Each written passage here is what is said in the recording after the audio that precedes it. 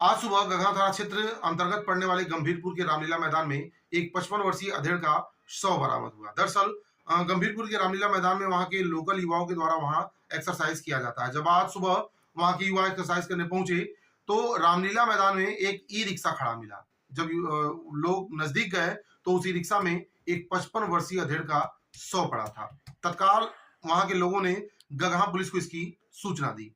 मौके पर पहुंची गगहा पुलिस तत्काल उस व्यक्ति के शिनाख्त में जुट गई।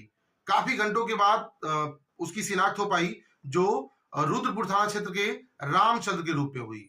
वहां रामचंद्र के परिजन मौके पर पहुंचे। उन्होंने बताया कि सोशल मीडिया के माध्यम से हमें पता चला कि इसकी डेथ हो गई है। उन्होंने बताया कि ये कल गगहा के लिए सवारी बैठा करके निकला था। जब देर रात वो घर नहीं आया तो हम इसकी तलाश करनी शुरू कर दिए थे, लेकिन ई रिक्शा चालक के पास मोबाइल न होने के कारण उसे संपर्क नहीं हो पा रहा था और सुबह इस घटना की उन लोगों को जानकारी हुई। बहरहाल पुलिस दोनों मुद्दों केंद्र पे काम कर रही है कि इसकी हत्या है या स्वाभाविक डेथ है, क्योंकि रामलीला मैदान में खड़ी ई रिक्शा से ई रिक्शा की 2 बैटरी भी गायब है। परिजनों ने बताया कि वो शराब का भी आदी था, शराब भी पीता था।